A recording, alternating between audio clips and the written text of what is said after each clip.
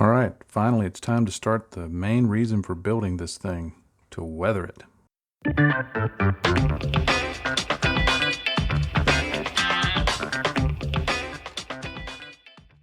Hey, I'm John. Thanks for joining me for this video today.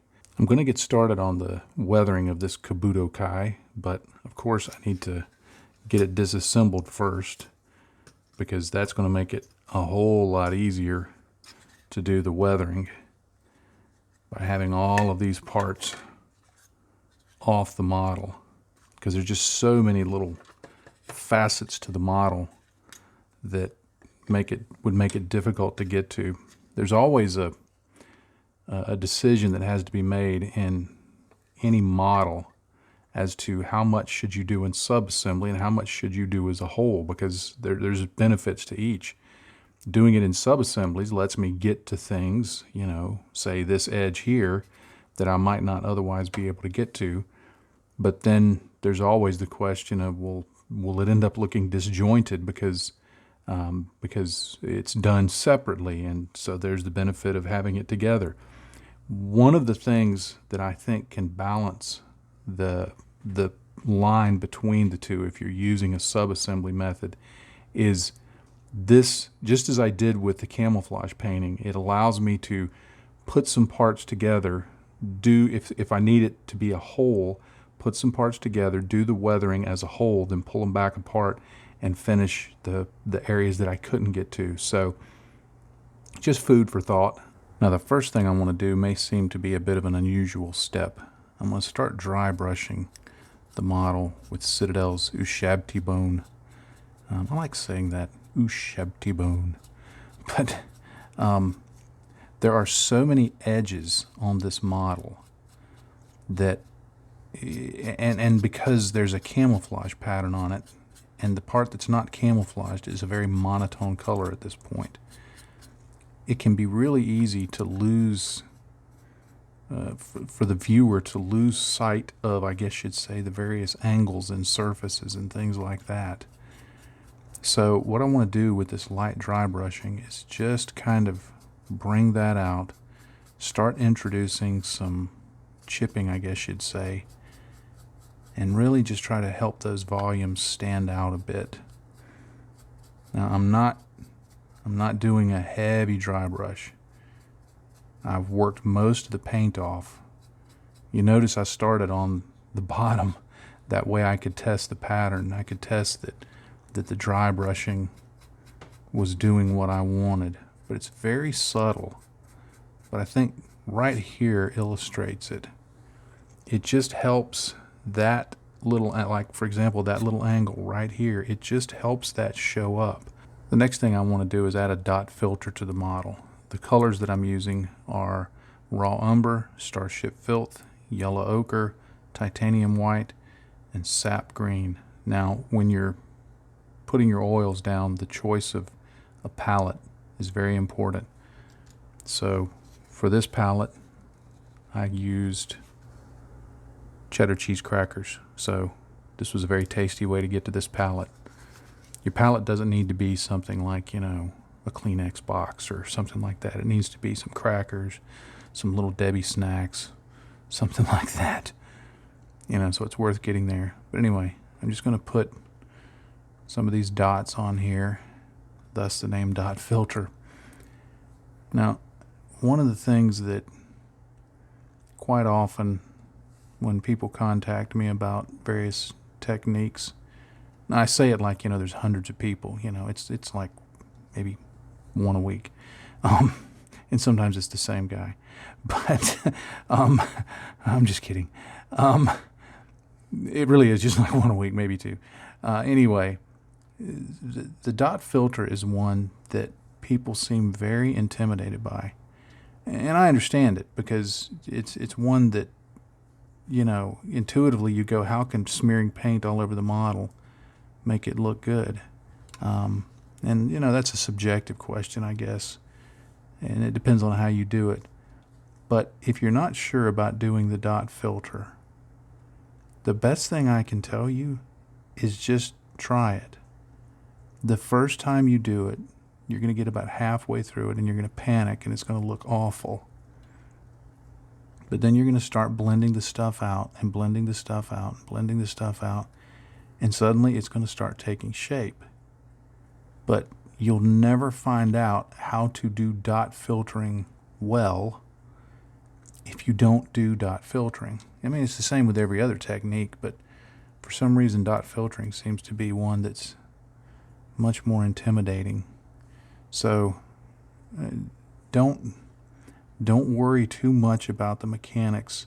If you do a search on the YouTube, my public YouTube channel, there is a video about dot filtering that I covered that on an AT-AT Walker, and it's fairly simple. There's no mystery to it. There's no secret sauce that you have to know some particular extra set of details to make it work. You just put on dots of paint and you smear them around, and halfway through go in with the understanding that it's going to look kind of awful initially, but then after you start blending it a little bit, it's going to start looking better. So let me get these dots applied on and I'll show you that step. All right, I've got the dots on, and in my palette off camera, I've also got this paper towel here off camera. In my palette off camera, I've got some odorless thinner, and then I put in a couple of drops of this oil expert that I've mentioned. I think I mentioned it in a vlog recently. This essentially speeds up the drying time. So that's really important to me. Now I'm going to take this big flat brush, and I'm going to put the paper towel here so you can see what I do, and I'm going to just touch it just barely into the thinner. Now it's going to soak up a lot of thinner, and I'm going to damp off quite a bit of it here on this brush. And then I'm just going to start bringing the streaks down like this. And this is the part where most people, first time they do it, they go, oh no, I've ruined the model. Because I'll admit, at this point, it looks pretty nasty. And you'll get smears of colors and things like that, and you're convinced you've ruined it. But keep working it. Now notice I'm not going at it with a fast stabbing motion, because that tends to blend the colors together so much that you end up with just lots of different shades of gray. What I want is some distinction in the filtering. I want there to be a hint of yellow. I want there to be a hint of green. I want there to be a hint of brown. Whatever the color is, I want them. You don't want them to be so distinct, and I'm cleaning off my brush here to get some of the paint off. You don't want them to be so distinct that it looks like a zebra out on the Serengeti, but you do want it to where the colors are just filtered and they provide some tonal variation and hints of weathering and things like that. And you'll see in those areas that I've worked a little more, you'll see how that's developing. Now on these upper surfaces, what I generally tend to do on these upturned surfaces is I do a stippling motion. You can smear them a little bit to get them across on the model, but the stippling motion basically acknowledges the fact that that's an upturned surface and stuff may not run across it, run down it, but rather pool on it. The more thinner you come in with your brush with, the more you're going to dilute the effect. And you just keep working this until you get it looking like you want. And if you get too much, add more thinner and just work it out. So let me keep doing this and I'll finish this up and show you what it looks like. Okay, the thinner's still drying on this, so it looks a little wet, but you can see it's just given, it's very subtle, and you can be as You can be as heavy or as light as you want with this. I tend to try to go a little more subtle. Just noticed a spot that I missed, so I'm going to go ahead and get rid of it while I'm doing this. But it's a very subtle effect. You can go back with more colors. I tend to avoid the bright reds and blues and greens that I see people use. There's nothing wrong with it. It's just not something I prefer to do. You have to blend those out a little more, and you have to be careful if you use a color like phthalo blue, or a color like that. They can be really, really bright and punchy, and so they can be hard to overcome. I try to use colors that either saturate, desaturate, or shade, or do something the existing colors, or are similar to the existing colors. That's why I use the sap green, and the yellow ochre, because it's kind of like the tan. But you can pick whatever colors you want, experiment with it. But it's just working that stuff down. And you know, if you when you get done, when it dries, if it's not enough or you want to add in additional streaks, one of the things I'll do is I'll often get these same colors and thin them out and just use a liner brush with really wet, very thin oil paint and just do some streaks on like that, and then blend it again. It kind of speeds up the method. I don't favor it for doing the whole dot filter application, but for spot applications and refining it, I think it works really well. But I've got to do it the same thing to that side and the top and this side and forelegs and the guns. So yeah, I got that going for me, which is nice. Okay, I've got the dot filtering done on the whole model. My gosh, that took a long time. I'm doing all the legs and the guns and all the various surfaces, and I was about halfway through it and I thought, why am I doing this again? Anyway, I want to do the panel lining next. Now, I'm looking forward to doing this because I just yesterday in the mail got in an order of some Wilder weathering products. I've seen Martin over on Night Shift use these a lot. I've seen Panzermeister use them, and there's others. I also got some of this light brown textured earth that they have, and this dark earth. This one I'm really excited to use because this one apparently is an acrylic, but you can reactivate it with water to blend it. So I'm looking forward to seeing how this works, because I will be using it on this model. But one of the reasons I wanted to try these oils, I mean, I've heard they're good oils, but one of the reasons I wanted to try them, and I wish every oil maker would do this, that lid.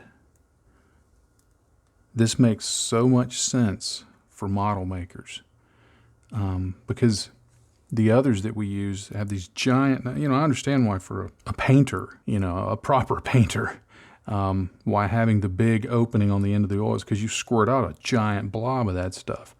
I've watched people use it, and they may use half a tube of oil on their palette at a time. But for our purposes, we just need a little bit. And when I saw this lid, there's very few times that I've looked at a product and thought, okay, I'm gonna buy a whole bunch of those and do away, not throw away, but relegate to a back drawer what I already have. But if these oils are even just half decent, that lid is so good. I'm going to be ordering some more of them simply for the lid. So yeah, if you know anybody who manufactures oils, tell them switch to these lids for modelers, certainly the model making folks who do oils like Abo Tybo Lumcool 502 and all of that. But anyway, going to be using this for my panel wash. All right, I've got the oils in my palette off camera. I've thinned them with odorless thinner, and they're fairly thin, but I don't like them super thin. I want them to flow well, but not absolutely runny. I want them to have enough body that they hopefully will stand up. Now, I'm doing this over, of course, a matte surface, and it's a very matte surface. You can see by how the paint is spreading. That's what I call bleed. I don't know if that's what anyone else calls it, but that's what I call it. The bleed that you see there is pretty significant, and it's because the surface is so very matte. Now, I knew this would happen. I planned on it. If I would have put a gloss coat on here, I would not have that kind of bleed. If I had put a satin coat on here, I would not have that kind of bleed. But I like the effect that it has on making the model grimy, because I will use that in the cleanup portion of this to further make the model look dirty and weathered and just give some weight to it. So be aware of that if you do it as I'm doing it, that when you put oils over a matte surface, they behave in a different way than they would, obviously, over satin and gloss. But I used to gloss all the time before putting oil panel lining down and stuff like that. When I was doing aircraft, I mean, that was just standard. That was just SOP. That was just standard operating procedure. You would put down a gloss coat and then put down your oils, because the gloss coat would protect the decals and the paint and everything else that had happened under it before. And with an aircraft, you're not necessarily trying to make it as grimy as you would an armored vehicle, so it made sense. But in watching some videos that Mig Jimenez did a few years ago, in fact, it was a lecture, so I can't remember where it was, but it was a lecture, and wherever he was speaking English, so it was easy for me to understand. And somebody was asking him about, do you gloss coat? And he said, no, don't gloss coat your models. Now, he was talking about tanks, but he said, let each different layer and each different product impart the finish. If something has a gloss finish, let it leave the gloss on there. If something is satin or matte, let that stay on there, because that's more realistic. And at the time, being an aircraft modeler, I thought, that doesn't make any sense. What does this Mig Jimenez guy know? But as I've started working outside of aircraft and done more armor and sci-fi and things like that, and I especially saw it with Warhammer stuff, I begin to understand what he was talking about, that if you just kind of leave the products to whatever finish they have, assuming it's not a super gloss product that you've had to put over a lot of, say a tank or something, it just gives a more interesting finish to the surface to have a variety of finishes. So that's why I just kind of leave things as they are, and very rarely now do I put down any kind of finishing coat or anything like that. So anyway, enough ramble. Let me get the panel lining done on the rest of this portion of the model, and then I'll show you the blending. All right, I finished the main hull here, and I went and did one of the guns in the meantime, so I've had the time to do this whole thing and one whole gun. So the drying time has been maybe 15 minutes. I've got a larger brush that I've removed some of the thinner, but I'm leaving a lot of it on there, so it's fairly wet, not sopping wet.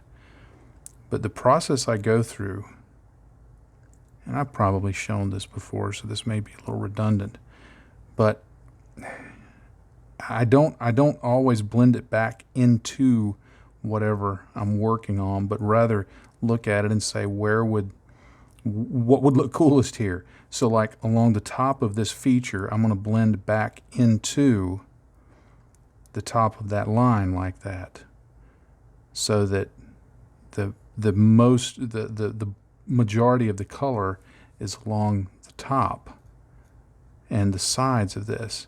But then here on the bottom, I'm going to go in and I'm going to grab some of that excess oil and I'm going to pull it down and just introduce some additional streaking coming out from under that viewport. The idea being that, things are going to come down here and wash around, and they're going to collect underneath and then streak from down underneath. So rather than blending it back up into it, I'll pull these down. Now, I'll give this a little time to dry after I've done this, and then I'll decide, do I want to go back in and, you know, clean this up a little more? Do I want to stipple it a little bit like that? Do I want to push some of it back up? You know, that's the beauty of oils, is they're blendable and you can manipulate them. Manipulatable, I don't know if that's a word. They're manipulatable like nothing else is, and certainly not acrylics, and enamels aren't either. Oils, they truly blend. You can get just gradients for days with oils. I mean, there's a reason why they've been used for hundreds of years in fine art painting. They work. But I'm just going through, and where it just seems to work, I push the oils, I pull the oils, I blend them, I smear them, and just kind of get the effect that I want.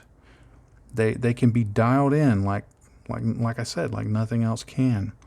So if you're working with them, don't think in terms of, okay, I have to clean up all the excess. I recommend looking at it and saying, okay, how can I make use of the excess oil? How can I make use of this bleed, like right along here?